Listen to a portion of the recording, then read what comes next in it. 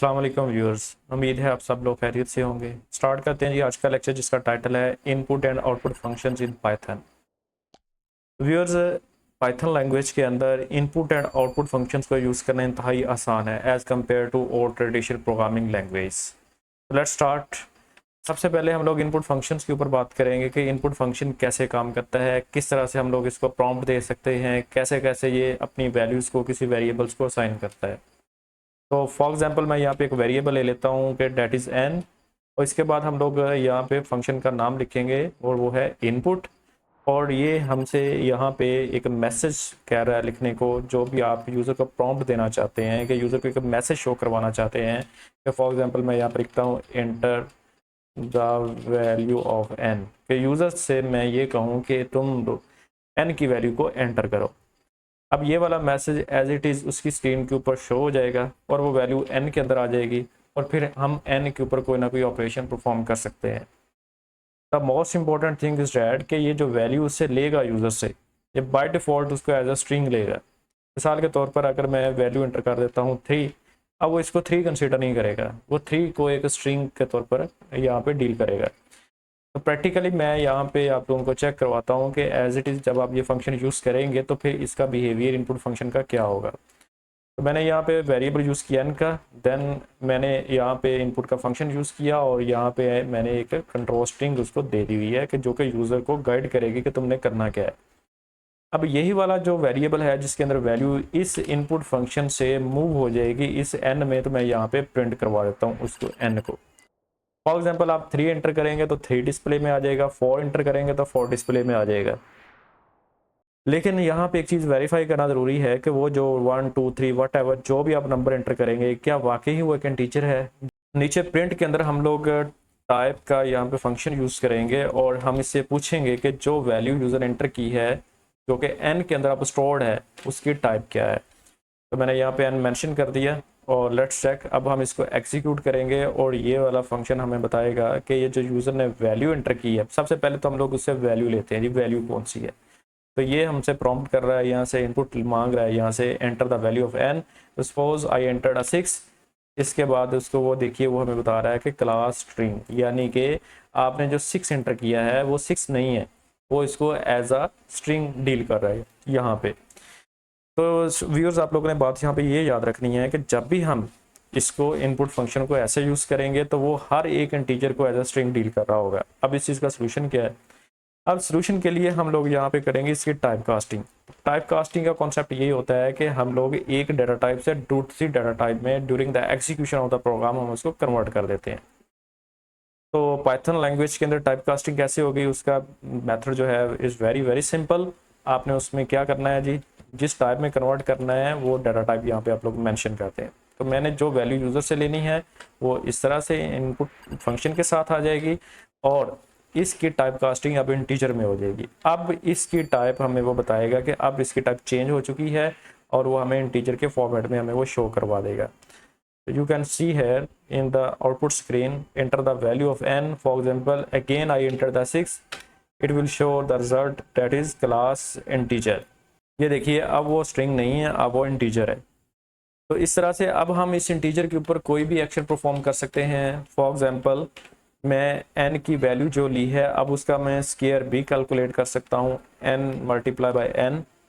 Again हम इसको execute करेंगे तो ये देखिए यहाँ पे इसकी आउटपुट यहाँ पे हमारे सामने जो भी हम वैल्यू एंटर करेंगे उसका वो स्क्वायर ले लेगा जी। यहाँ पे हम लोग for example I again put number 6 और 6 multiply by 6 answer will be equal to 36। लेकिन अगर हम लोग यहाँ पे इसकी डाटा टाइप अगर चेंज ना करते तो इसने हमें उसका स्क्वायर कैलकुलेट करके नहीं दिखाना था, बल्कि इसने हमें एरर जनरेट करके देना था। एंड सिमिलरली हम इसी डाटा टाइप को फ्लोट में कन्वर्ट कर सकते हैं। तो फ्लोट में कन्वर्ट करने के लिए हम लोग यहाँ पे लिखेंगे फ्लोट और ये हमें कन्वर्ट करके दे देगा उसको फ्लोट डाटा टाइप के अंदर। फ्लोट OAT फ्लोट, यानी कि जिस भी आप डाटा टाइप में उसको कन्वर्ट करना चाहते हैं तो आप उसको यहाँ पे मेंशन करेंगे। अब ये तो हो गई इनपुट की बात, ठीक है। अब हम बात करते हैं जी आउटपुट कैसे हम इसको शो करवा सकते हैं। तो आउटपुट को शो करवाने के लिए हम लोग यहाँ पे ये देखिए ये प्रिंट का फंक्शन यूज़ करेंगे। प्रिंट के फंक्शन के अंदर जो भी आप वैल्यू देंगे उसको प्रिंट करवा देगा। व्यूअर्स, प्रिंट के फंक्शन को समझना इंतहाई ज़रूरी है। चूँकि हमें डिफरेंट स्टेजेस के ऊपर डिफरेंट फॉर्मेशन चाहिए होती हैं, डिफरेंट उसके स्केप सीक्वेंसेस चाहिए होती हैं, या फिर हमें डिफरेंट सिनेरियोज के ऊपर एज पर क्लाइंट रिक्वायरमेंट्स हमें उसके आउटपुट को चेंज करना पड़ता है। तो सो प्रिंट के फंक्शन को ध्यान से समझिए। मैं यहाँ पे लिख रहा हूँ कि प्रिंट का एक फंक्शन, और इसको डिफरेंट इसके केसेस आप लोगों को बता देता हूँ कि मिसाल के तौर पर मैं यहाँ पे लिख देता हूँ कि हेलो वर्ल्ड, ये मैंने एक कंट्रोल स्ट्रिंग इसको बोलते हैं असल में, जो कि आउटपुट के ऊपर एज इट इज शो हो जाएगी। तो फिलहाल मैं इनपुट को यहाँ से डिलीट कर रहा हूँ। तो लिखेंगे हम लोग प्रिंट हेलो वर्ल्ड, और hello world as it is screen के ऊपर शो हो जाएगा। ये देखिएगा यहाँ पे, it will generate output on the output screen that will be hello world. ये देखिए व्यूज, ये हमारे सामने रिजल्ट आ चुका है हेलो वर्ल्ड का। अब फर्दर हम इसके ऊपर और भी मैं आप लोगों को सिनेरियो बताता हूँ कि और हम प्रिंट को कैसे यूज़ कर सकते हैं। कि फॉर एग्जांपल मेरे पास एक नंबर है that is n is equal to 25। अब n इज इक्वल टू 25, इसको मैं प्रिंट के फंक्शन में डिस्प्ले करवाना चाहता हूँ, यानी कि मैं variable plus string at the same time मैं दोनों को डिस्प्ले करने वाला हूँ। तो क्या तरीक़ेकार है इसका? पाइथन का जो ओल्ड मेथड है वो ये था कि आप कोमा लगाएं, जिस वैल्यू को आपने डिस्प्ले करना है उस वेरिएबल को आप ऐसे लिख दें, वो ऑटोमेटिकली उस वैल्यू को स्क्रीन के ऊपर डिस्प्ले कर देगा।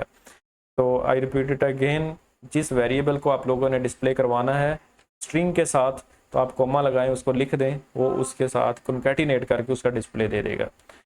तो हम इसको एग्जीक्यूट करते हैं जी। एग्जीक्यूट करने के बाद it will show result on the output screen that will be equal to hello world and 25। ये देखिए आप लोग देख सकते हैं। लेकिन पाइथन लैंग्वेज के अंदर अब उन्होंने थोड़ा सा सिस्टम चेंज कर दिया। वो कहते हैं जी आप लोगों को अलग से कोमा लगाकर एज अ सेकंड पैरामीटर देने की बिल्कुल भी जरूरत नहीं है। आप यहाँ पे स्पेस दीजिए, उसके बाद आप लोग कर्ली ब्रैकेट्स का यूज़ करें, और जिस वेरिएबल को आपने डिस्प्ले करवाना है उसको आप मेंशन करते हैं ऐसे। तो जैसे ही आप उस वेरिएबल का नाम लिखेंगे, आप देख सकते हैं यहाँ पे उसकी कलर स्कीम भी चेंज हो चुकी है। और एक और चीज़ अगर आपने नोटिस किया हो तो एक और एडिशनल इस आईडी ने खुद ही चीज़ ऐड कर दी है, वो ये है एफ मीन यहाँ पे फॉर्मेट स्पेसिफायर।